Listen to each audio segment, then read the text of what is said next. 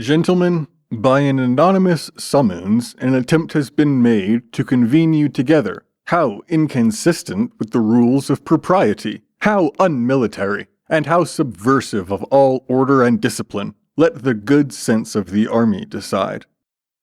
In the moment of this summons, another anonymous production was sent into circulation, addressed more to the feelings and passions than to the reason and judgment of the army. The author of this piece is entitled to much credit for the goodness of his pen, and I could wish he had as much credit for the rectitude of his heart. For, as men see through different optics, and are induced by the reflecting faculties of the mind to use different means to attain the same end, the author of the address should have had more charity than to mark for suspicion the man who should recommend moderation and longer forbearance, or, in other words, who should not think as he thinks and act as he advises. But he had another plan in view, in which candor and liberality of sentiment, regard to justice, and love of country have no part, and he was right to insinuate the darkest suspicion, to effect the blackest designs. That the address is drawn with great art and is designed to answer the most insidious purposes, that it is calculated to impress the mind with the idea of premeditated injustice in the sovereign power of the United States, and rouse all those resentments which must unavoidably flow from such a belief that the secret mover of this scheme, whoever he may be, intended to take advantage of the passions, while they were warned by the recollection of past distresses, without giving time for cool, deliberative thinking, and that composure of mind which is so necessary to give dignity and stability to measures, is rendered too obvious by the mode of conducting the business to need other proof than a reference to the preceding. Thus, gentlemen, I have thought it incumbent on me to observe to you, to show upon what principles I opposed the irregular and hasty meeting which was proposed to have been held on Tuesday last, and not because I wanted a disposition to give you every opportunity consistent with your own honor, and the dignity of the army to make known your grievances.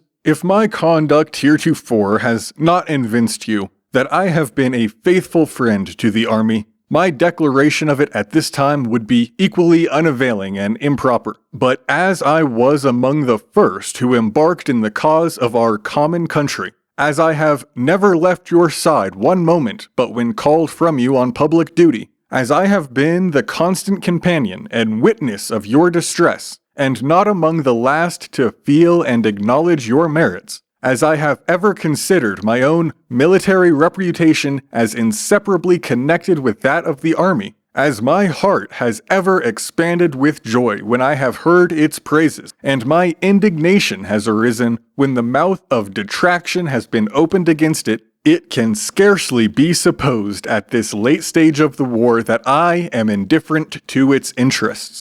But how are they to be promoted? The way is plain, says the anonymous addresser. If war continues, remove into the unsettled country. There establish yourselves and leave an ungrateful country to defend itself. But who are they to defend? Our wives, our children, our farms, and other property which we leave behind us, or in this state of hostile separation are we to take the two first? The latter cannot be removed, to perish in a wilderness with hunger, cold, and nakedness? If peace takes place, never sheath your sword, says he, until you have obtained full and ample justice. This dreadful alternative of either deserting our country in the extremest hour of her distress, or turning our army against it, which is the apparent object unless Congress can be compelled into an instant compliance, has something so shocking in it that humanity revolts at the idea. My God!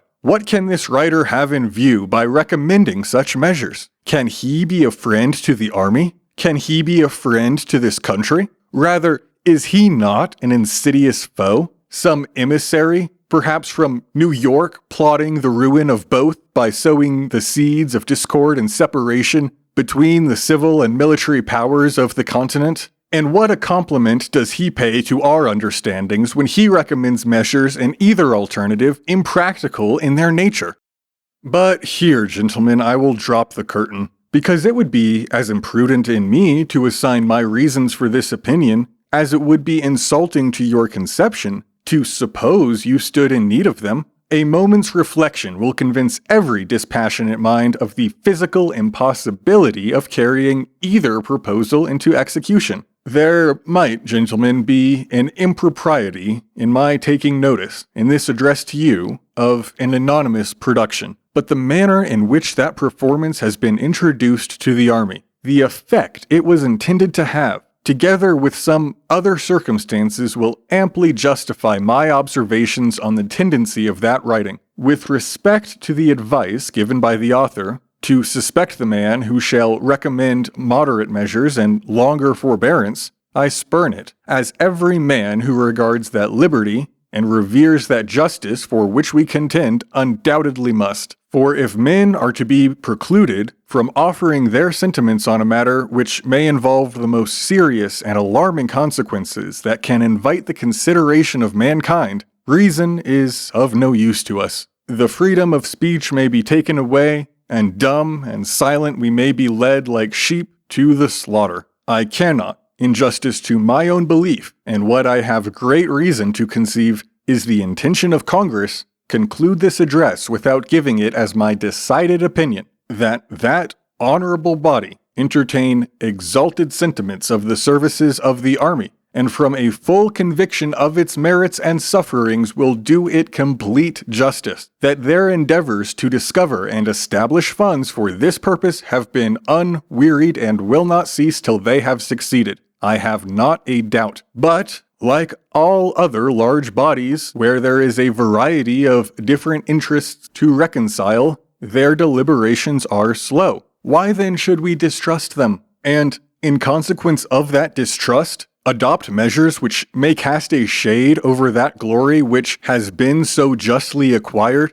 and tarnish the reputation of an army which is celebrated through all Europe for its fortitude and patriotism? And for what is this done? To bring the object we seek for nearer? No! Most certainly, in my opinion, it will cast it at a greater distance.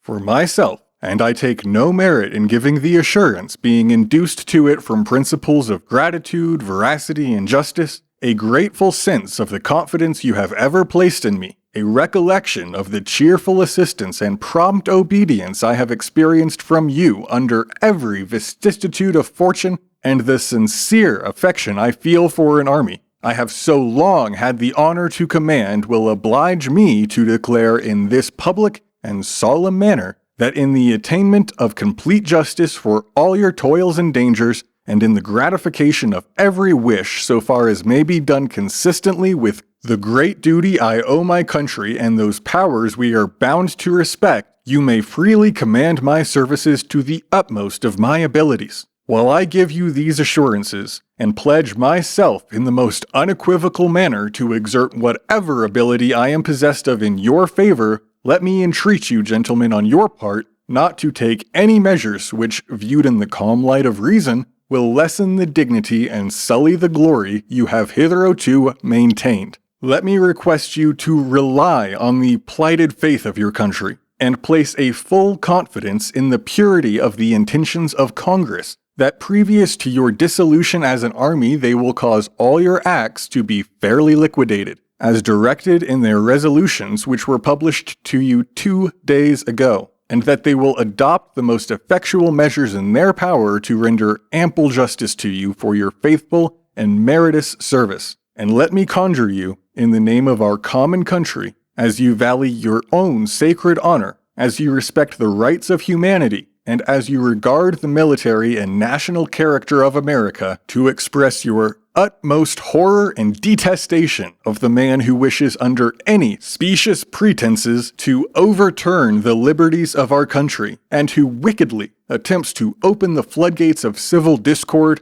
and deluge our rising empire in blood. By thus determining and thus acting, you will pursue the plain and direct road to the attainment of your wishes. You will defeat the insidious designs of our enemies, who are compelled to resort from open force to secret artifice. You will give one more distinguished proof of unexampled patriotism and patient virtue. rising superior to the pressure of the most complicated sufferings, and you will, by the dignity of your conduct, afford occasion for posterity to say, when speaking of the glorious example you have exhibited to mankind, had this day been wanting, the world had never seen the last stage of perfection to which human nature is capable of attaining.